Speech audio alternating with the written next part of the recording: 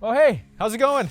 In today's video, I'm gonna build this A-frame and this swinging bench. As always, there's free plans to both of these items in the description below. There's free templates to the A-frame, so you can just print out the template, put it on your 4x4 and make your cuts. I have a simpler version of the free plans for this bench if you don't wanna do a curved seat or the mortise and tenon back, so check that out in the description below. I put free plans in all my videos. If you guys like this kind of stuff, please subscribe, like this video, hit the bell, all those things. Leave a comment, it really helps the channel out and allows me to do more videos just like this. Also, check out the Guardians Guild in the description below. I have some pretty exciting news coming out about that very shortly. So let's go ahead and swing in to the building portion of this video and away from the bad dad jokes. All right, let's get started. For all the supplies and tools that I used in this video, you can find a link for them in the description below. So step one, I got 5 cedar 4x4x8 posts, and I'm gonna start measuring and getting my angles right for the A-frame. I played around with this for a little bit and also did a lot of research online to see what the most stable angle would be for that A-frame, and I landed on about 50 degrees. So I'm going to make one line from the top corner at 65 degrees using my speed square. Then I'm gonna come on the other side 4 inches down and make a 25-degree angle. Then I'm gonna take my circular saw, cut on both sides, and finish sawing the middle with a small pole saw. Check my angles, and this was the template. So now that the template is made, I can just use this and trace it on all the other 4 posts. This is going to make sure that all the cuts are accurate and similar as long as I don't mess it up too much with the circular saw. I'm just going to work my way through each of these posts, marking and cutting with the circular saw and the pole saw until I get all my angles cut. I hate to admit it, but figuring out all of these angles took me an embarrassing amount of time. So to save you guys the time and effort, I went ahead and just put a free template inside of the free plans that are in the description of this video. So feel free to use those to make your own A-frame and adjust as needed. After doing just a little bit of cleanup with the saw on the inside, it was now time to cut the bottom angle. I'm going to cut each of these angles at 25 degrees. I want my top post to be about 7 feet off the ground, so I'm going to cut the bottom angles right at about 7.5 feet, and it'll be right around that 7-foot mark. Just really want to measure twice and cut once here, also making sure that the angle of the saw is the correct orientation with the top angle that I already cut. Now I'm going to take it outside, use another board. It can be any board, but I had the top cross post available, so I just went ahead and laid that down to simulate the ground, make sure everything was lined up. Used a piece of scrap that I had just cut off. I'm going to get everything lined up on the ground, and I'm going to have to come and cut the top off to be flush with that top cross post. So I'm just using another scrap block here to simulate that top post, adjust my saw accordingly, and then cut that off so that the top of the A-frame legs are nice and flush.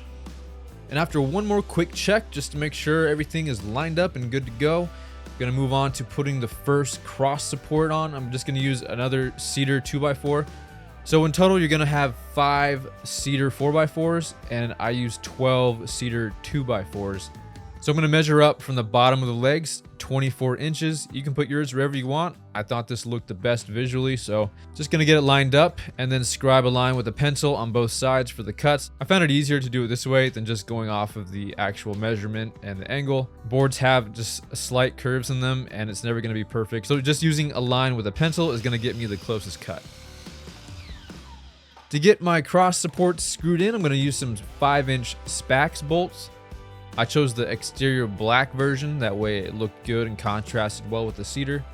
I just used some scrap wood to get it an inch off the ground so that the 2x4 was centered in the middle of the 4x4 A-frame legs.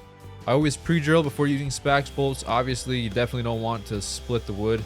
There were a few splits in this cedar. I did get all this from the local hardware store. I wanted to use lumber that most people had access to, and the stock I had to pick through was already pretty picked through, so I didn't have a lot of boards without cracks in them. So I did the best I could, but throughout the video, you'll definitely notice there's some cracks going on in a lot of the boards. But the end result is very stable, and these 4x4 posts are very strong, so I'm definitely not worried about the integrity of it.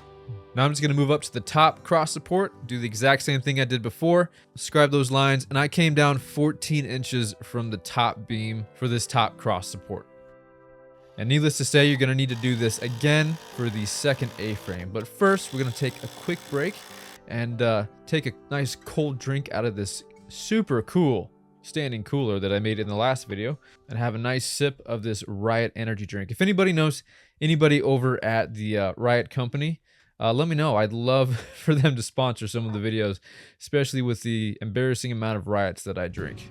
And after you do that for the second A-frame, we are now officially done. Thank you guys so much for watching. Please subscribe and like, and oh wait, sorry, I totally forgot about the rest of it. Let's get back to work here. We still got a whole bench to make. For the top crossbeam, I want it to be as close to 8 feet as possible, but I do want to take off just a hair on both sides of this board just to get rid of the factory edge, make sure that it's all square. I was by myself today, so after climbing up a ladder, dropping hammers, and knocking everything over at one point,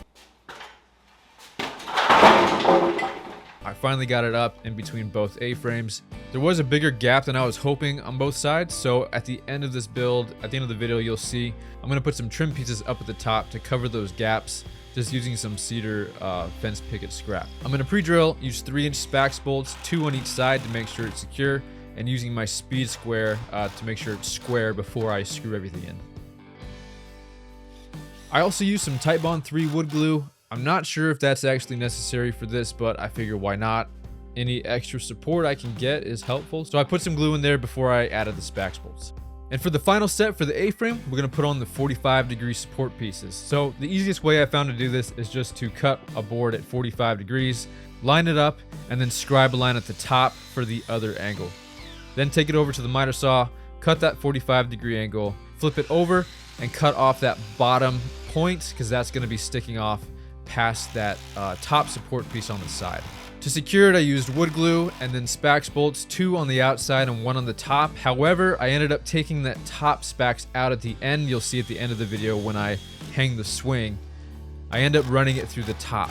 This next step is optional. However, to ensure the structural integrity of this A-frame, you're going to want to knock out a few muscle ups, make sure it's going to hold the weight properly, not move around too much, and I'm happy to say this passed the final inspection. Also, I know my wife is going to be watching this video, and just because I'm in my 30s doesn't mean I can't still do these. So, all right, moving on.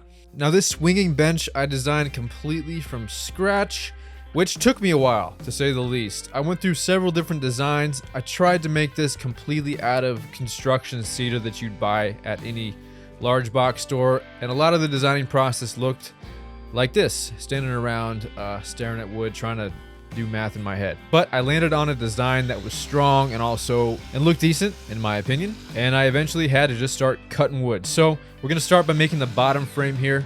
For the seat supports, I cut 4 boards at 21 inches with a 15-degree angle on the back. So I wanted the seat to be curved. You don't have to curve the seat, and if you want to make this a lot quicker, you can skip all this next part where I make the curved seat.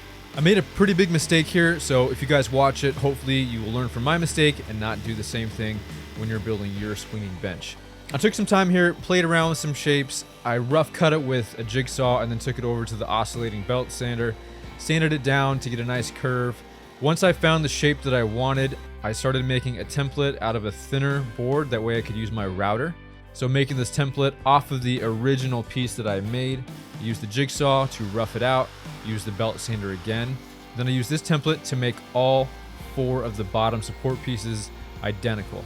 Using some double-sided tape, I was able to put that on the template and the board I wanted to shape to hold it in place. Then I used a flush trim bit on my trim router with the bearing on top for the first cut, using that template as a guide. Once that first pass was done, I flipped it over, switched bits to a flush trim bit with a bearing on the bottom, and I could match that first side that I had trimmed with the router. And this next clip here is me finding out that I had made a huge mistake and wasted the better part of a day. I made the curve on the wrong side of the support piece. The angle needs to be going that way. That was a little disappointing to say the least. So after moping about it for a few minutes and feeling sorry for myself, there was only one thing to do. That was to take it on the chin and get back to work on a new and improved 2.0 template. The good news and the silver lining in all of this is that I realized how fast I was able to make another template and get the curve how I wanted it, and then get the other bottom support pieces cut and ready to go. I did it in a fraction of the time it took me the day before. just because I had figured out all the little kinks and little issues I had run into. So, moral of the story, watch my videos before you build your own stuff so that you don't mess up like this. So doing the exact same process I did before, made the template, used double-sided tape, used the flush trim router, beat on top first, then beat on bottom, and got all support pieces done. I went ahead and just did 3 bottom support pieces. I thought 4 was a little overkill. In hindsight, I would have stuck with 4. I think 4 would have been just enough. So the free plans in the description have 4 bottom support pieces. So after we got all these cut and I dried all my tiers, I moved on to cutting the 59-inch long pieces for the bottom frame, and then attaching the 2 outside curved support pieces to the ends.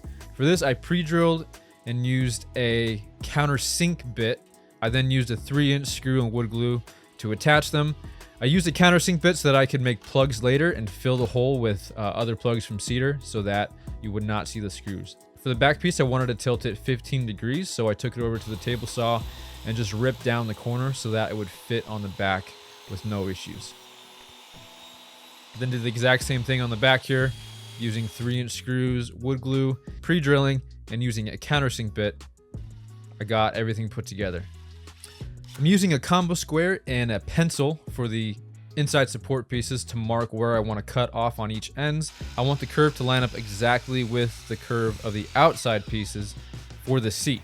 So I can't cut 3 inches off of one side. I have to cut equal amount off both sides. So getting them marked here, taking it over to the miter saw, making those cuts, and then using pocket holes on the front and 3-inch deck screws from the back.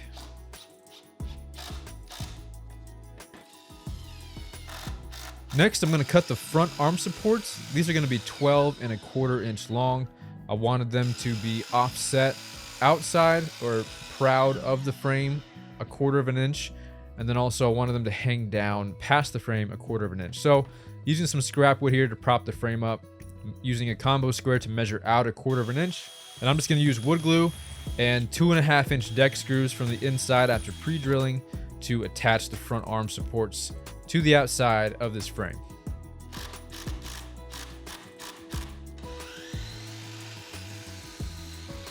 Okay, moving right along here. Next, I'm going to cut the back angle supports. These are going to be 26 inches long with a miter cut at the bottom so that the angle matches the bottom of the bench. Same thing here. I'm going to offset 1/4 inch on the outside and the bottom to make it a little more decorative looking. I'm going to use a mix of 3-inch and 2½ inch deck screws depending on what boards I'm going to be screwing into. And since this is going to be hidden on the bottom, the back side of the bench, I'm not going to use any pocket holes or try to hide it in any way here too much. Just using wood glue, about 3 screws on the outside and 2 screws on the inside. You do have to make sure when you're pre-drilling, you don't hit those screws that you had put in from the outside.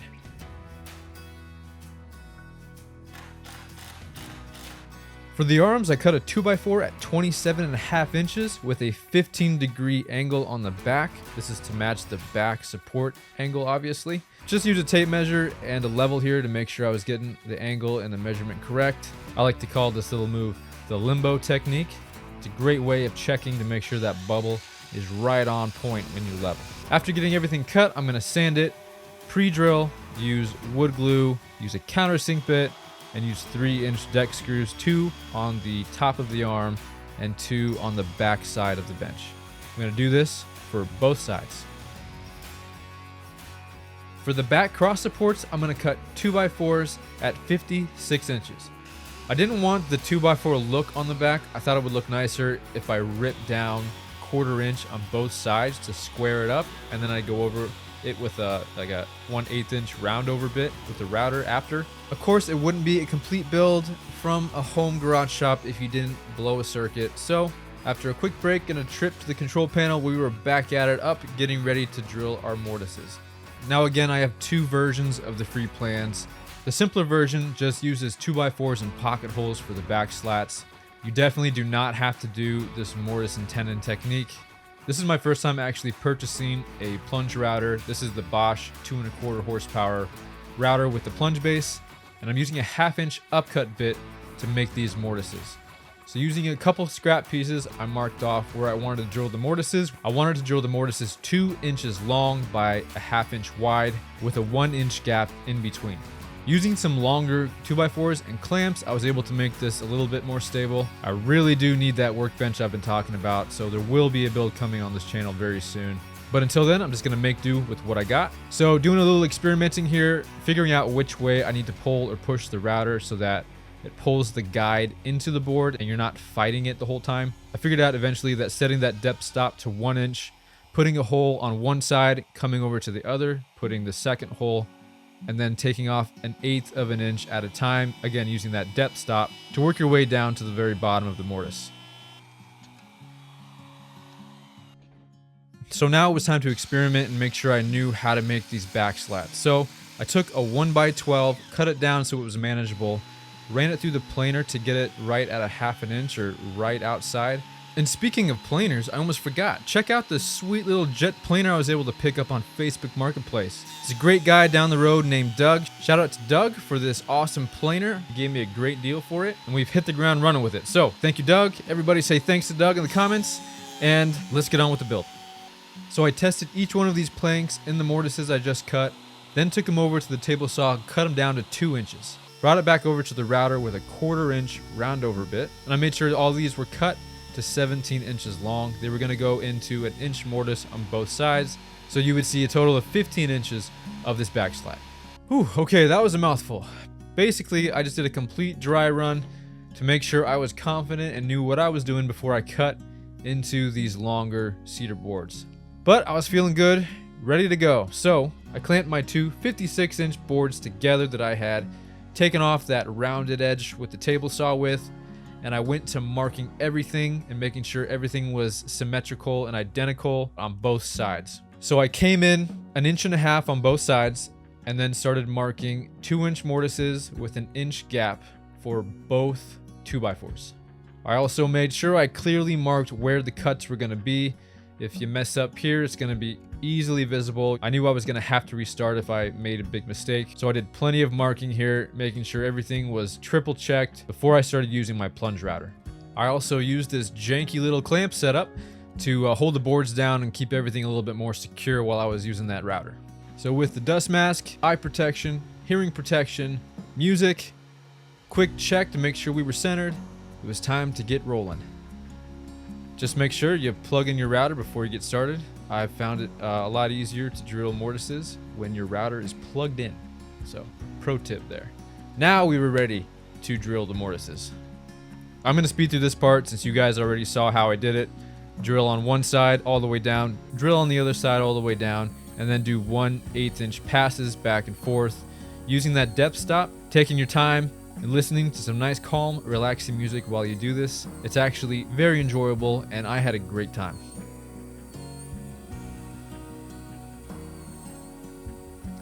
Once I got one board done, I took a quick break, then flipped it over, clamped everything again, made sure it was all lined up perfectly, and then made my way down the other side. Once all the mortises were done, I was now going to make the rest of the back slat. So I'm going to cut 4 pieces out of this 1x12 into 17-inch planks, run them all through the planer to get them down to right around 1/2 inch. Take them over to the table saw, rip them down right at 2 inches or just a hair over it. I found to work best with my mortises. Took them all over and used the 1/4 inch round over bit on the trim router to round all the corners on all 18 back slats. I also want to mention that I did make a couple extra back slats just in case one of them got messed up or one broke, and it actually came in handy later, so I highly encourage you, make 2, 3, 4 extra if you want. Before securing everything, I made sure the back 2x4s with the mortises were sanded and ready to go. And then I also sanded all of the back slats very lightly. I didn't want to change the dimensions too much so they get too loose. And then I took that 1/8 inch round over bit around all the long edges of the 2x4s to get everything nice and smooth. Then moving right along here, just gently tapped each of the slats into the mortises. I'm going to take glue and only glue the 2 middle ones. I did some research online and this seemed to be the best way to go. I couldn't even tell you why, but it was a general consensus that this is how you do it when you're using mortise and tenon style back slats. So that's what I'm gonna do. We're gonna test it out and see if it works.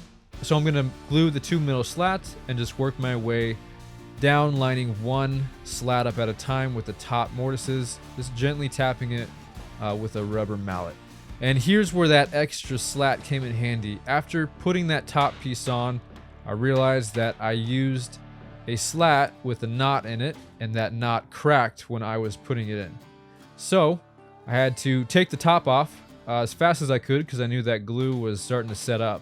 Replace it quick with an extra backup slat, and when I put it back on, it started to scare me a little bit. I thought I had every single slat lined up. Turns out there was one that was not lined up, and I don't know why, but I didn't see it. So we ended up beating the living daylights out of this thing to try to get it all the way down. One side was well over an inch above the other, and it just would have looked terrible. I thought the glue had already set. I should have looked closer to see that one of the slats was off.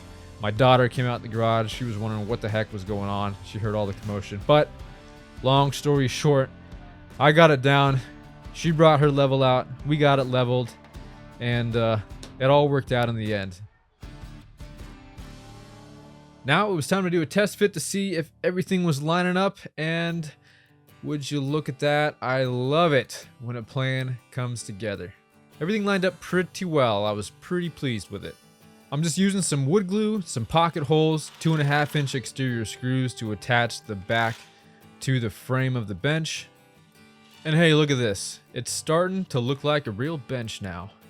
So for the bottom seat slats, I'm going to take 2x4s, cut them to length, adding a 1/2 inch to it because I want it to stick out a 1/4 inch on both sides to match the offset of the back and front of the arms and back supports. And then I'm just going to resaw these down on the table saw, split them right down the middle, take them over to the planer to make sure they're all the same width.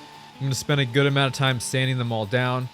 And then for that front slat, I'm going to take some blue tape after I've marked it and use a jigsaw, since I don't have a bandsaw, and cut out those notches for that front seat slat.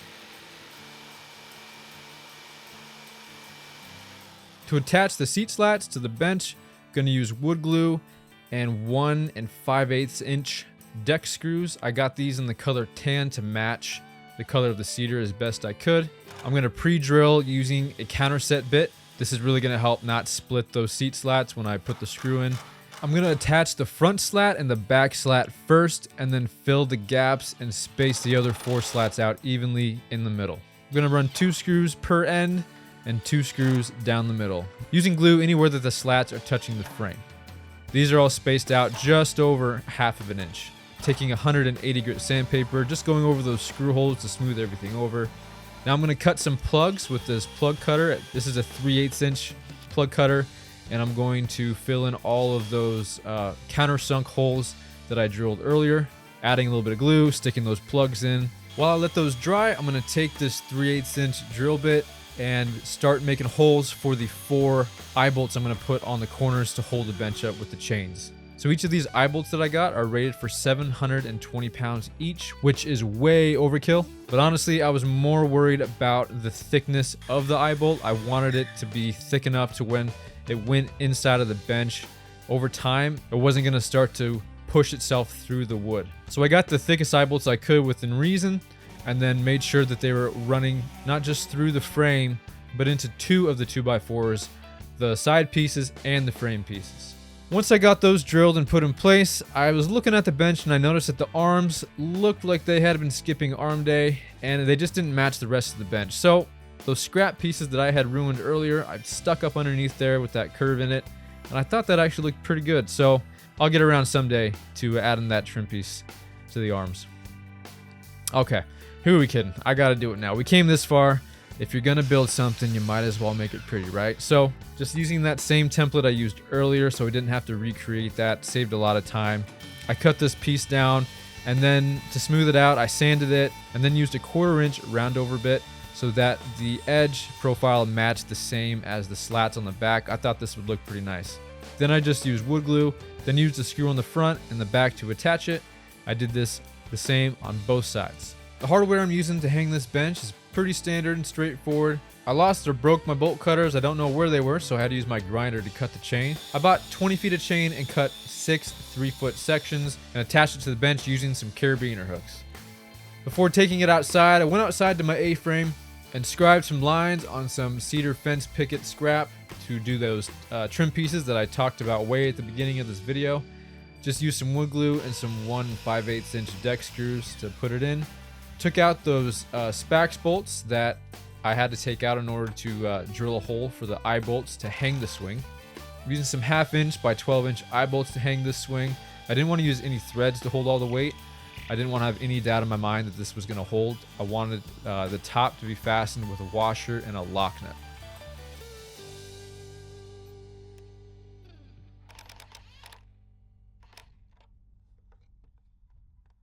Once I had both 12 inch eye bolts installed, I pre-drilled from the top down this time and added those 5 inch spax bolts down through the top to secure that 45-degree angle support piece.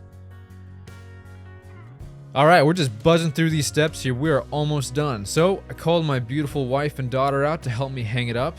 The greatly anticipated moment of hanging it up and sitting on it for the first time has finally arrived. So we did a little adjusting with the chain so that it would hang right, and hung it up for the first time to see how it looked. I ended up having a lot more chain than I needed. You could probably get away with 15 feet of chain. But now the moment of truth was here, and I think the smiles say it all. They loved it. They were super impressed. I was happy with it. I thought it turned out beautiful. It's super strong. Now that I got everything figured out, it's going to be a lot easier to make another one of these. And in case there was any question of how strong this was, we even called Axel, our Great Pyrenees, over to hop on it with us, and this thing did not bend or bow or creak or anything. It's super strong. The family is loving it. If you guys like this video, check out all the videos and free plans I have for all of the stuff here. We got the planter boxes, the standing cooler, obviously the swinging bench. A lot of you guys are sending pictures of what you're building from the free plans, and I absolutely love to see it. So if you guys use the free plans in the videos that I'm making, please email me, send me some pictures. Love seeing it. Again, be sure to like, subscribe so you guys don't miss more of these videos. Leave a comment, let me know what you guys would like me to build next. I'm super excited for all the builds that we have coming up on this channel. And until next time, go build something cool.